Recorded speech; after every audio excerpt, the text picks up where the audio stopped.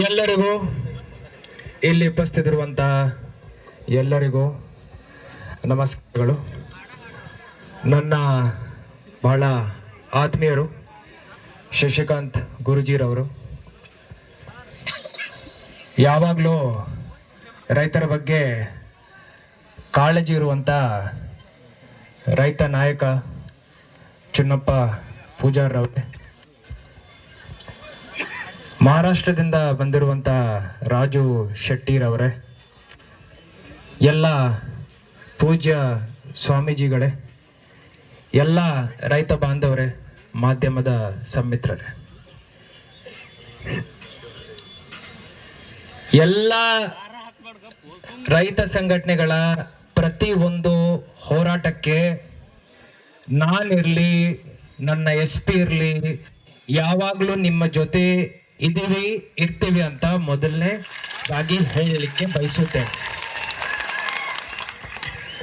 ತಮಗೆಲ್ಲರಿಗೂ ಗೊತ್ತಿರಬಹುದು, MD ಹೆಸ್ಕಾಂ ಇದ್ದಾಗಿಂದ ಇಲ್ಲಿ ಮಠ ರೈತರ ಹೋರಾಟಗಳು ಏನೇನು ಇದ್ದಾವೆ ಎಲ್ಲದಕ್ಕೂ ನಾವು ಸ್ಪಂದನೆ ಮಾಡಿದ್ದೀವಿ.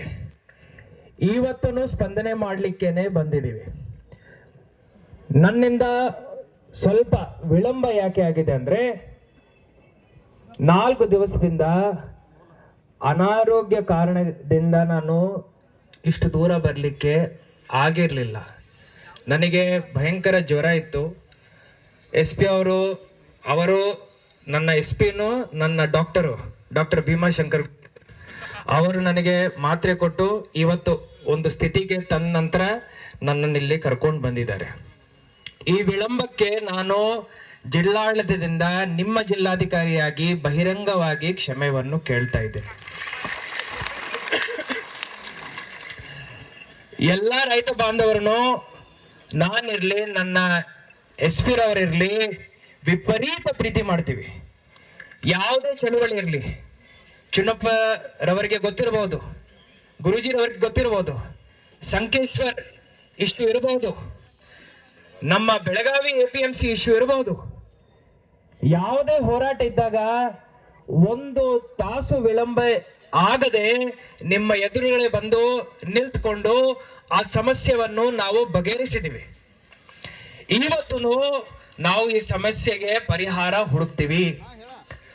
ಚುನ್ನಪ್ಪರವರು ಹೇಳಿದ ಹಾಗೆ ಹಿಂದಿನ ವರ್ಷದಿಂದ ಅವರು ಇದರ ಬಗ್ಗೆ ಪ್ರಸ್ತಾಪ ಮಾಡಿಕೊಂಡು ಬಂದಿದ್ದಾರೆ, ಹೋರಾಟನೂ ನಡೆಸಿದ್ದಾರೆ. KN ಕಮಿಷನರ್ ಆಫೀಸ್ ಬೆಳಗಾವಿಗೆ ಬರಬೇಕು ಅಂತ ಅವರ ಹಠ ಏನಿತ್ತು, ಅದರಿಂದ ಸರ್ಕಾರದಿಂದ ಆದೇಶ ಆಗಿ KN ಕಮಿಷನರೇಟ್ ಬೆಂಗಳೂರಿಂದ ಬೆಳಗಾವಿಗೆ ಅವರು ಟ್ರಾನ್ಸ್ಫರ್ ಮಾಡಿದ್ದಾರೆ. ಆ ಶ್ರೇಯಸ್ಸು ಚುನ್ನಪ್ಪ ಅವರಿಗೆ ಹೋಗುತ್ತೆ. ಸಂಕೇಶ್ವರ್ ಖಾಸಗಿ ಮಾರ್ಕೆಟ್ ಅಲ್ಲಿ ಬಹಳ ಅವ್ಯವಹಾರ ಆಗ್ತಾ ಇದೆ ಅಂತ ಅವರು ಹೋರಾಟ ಮಾಡಿದ ನಂತರ 1 ವಾರದಲ್ಲಿ ನಮ್ಮ ಸರ್ಕಾರಿ APMC ಮಾರ್ಕೆಟ್ನಲ್ಲೇ ನಾವು ವ್ಯಾಪಾರವನ್ನು ನಡೆಸಲಿಕ್ಕೆ ಎಲ್ಲ ರೀತಿಯ ಸಿದ್ಧತೆಗಳನ್ನು ಮಾಡಿಕೊಳ್ಳಲಿಕ್ಕೆ ಸಾಧ್ಯವಾಗಿದೆ. ಅದು ನಮ್ಮ ಎಲ್ಲ ಮುಖಂಡರ ಮುಖಾಂತರನೇ ಆಗಿದೆ. ಅದಕ್ಕೂ ನಾನು ಅವರಿಗೆ ಆ ಶ್ರೇಯಸ್ಸನ್ನು ಕೊಡ್ತೀನಿ. ನಂದೊಂದೇ ಪಾಯಿಂಟ್, ನೀವೇನೇ ಹೇಳಿ ಚುನ್ನಪ್ಪರವ್ರೆ, ನಾವು ನಿಮ್ಗೋಸ್ಕರ, ರೈತರಿಗೋಸ್ಕರ ಹಗಲು ರಾತ್ರಿ ನೋಡದೆ, ಬಿಸಿಲು ಮಳೆ ನೋಡದೆ ನಾವು ನಿಮ್ ಜೊತೆ ನಿಂತ್ಕೊಂಡು ಕೈ ಜೋಡಿಸಿ ಕೆಲಸ ಮಾಡಿದ್ದೀವಿ, ಮಾಡ್ತೀವಿ. ನಂದು ಬರೋ ಒಂದೇ ಬೇಡಿಕೆ, ನಾನು ಬೇರೆ ಏನು ಕೇಳಲ್ಲ. ನಮ್ಮ ರೈತ ಬಾಂಧವರು ಈ ಬೀದಿಗೆ ಬರದಂತೆ ನೋಡ್ಕೊಳ್ಳೋ ಜವಾಬ್ದಾರಿ ಜಿಲ್ಲಾಧಿಕಾರಿಯಾಗಿ ನಂದು, ಪೊಲೀಸ್ ವರಿಷ್ಠಾಧಿಕಾರಿಯಾಗಿ ಭೀಮಣ್ಣನದು, ಅದೇ ರೀತಿ ರೈತ ಮುಖಂಡರಾಗಿ ಮಾನ್ಯ ಗುರೂಜಿರವರದು ಹಾಗೂ ಚುನ್ನಪ್ಪರವರದು. ಈ ಪರಿಸ್ಥಿತಿ ಉದ್ಭವ ಆಗಬಾರದು. ಆಗಿದೆ, ಇದನ್ನು ನಾವು ಪರಿಹಾರ ಮಾಡೋಣ. ಹಿಂದಿನ 5 ದಿವಸದಿಂದ ನನಗೂ ಆರಾಮಿರಲಿಲ್ಲ. ಆದರೂ ಎಲ್ಲ ಫ್ಯಾಕ್ಟ್ರಿ ಯಜಮಾನರ ಜೊತೆ, ಎಲ್ಲರ ಜೊತೆ ಎಲ್ಲ ಜನಪ್ರತಿನಿಧಿಗಳ ಜೊತೆ, ಎಲ್ಲ ಹಿರಿಯ ಅಧಿಕಾರಿಗಳ ಜೊತೆ ನಾನು ಮಾತುಕತೆಯನ್ನು ನಡೆಸಿದ್ದೇನೆ. FRP ಏನಿದೆ, FRPನು ಮೀರೀಗ ಚರ್ಚೆ ಆಗ್ತಾ ಇದೆ. ಇಲ್ಲಿ ಮಠ ಇತಿಹಾಸದಲ್ಲಿ FRP ಮೀರಿ ಚರ್ಚೆನಲ್ಲಿ ಜಿಲ್ಲಾಡಳಿತ ಹಸ್ತಕ್ಷೇಪ ಮಾಡಲಿಲ್ಲ. ಈ ಹೋರಾಟದಿಂದ ಜಿಲ್ಲಾಡಳಿತದಿಂದ ನಾವು ಹಸ್ತಕ್ಷೇಪ ಮಾಡ್ತಾ ಇದ್ದೀವಿ, ಹಸ್ತಕ್ಷೇಪ ಮಾಡ್ತಾ ಇದ್ದೀವಿ. ಚುನ್ನಪ್ಪರವರು ಹೇಳಿದ ಹಾಗೆ ಇಂದಿನ ಎಷ್ಟೋ ವರ್ಷಗಳಿಂದ ಬೆಳೆ ಏರಿಕೆ ಆಗ್ಲಿಲ್ಲ ಅಂತ ಅವರು ಹೇಳಿದ್ರು.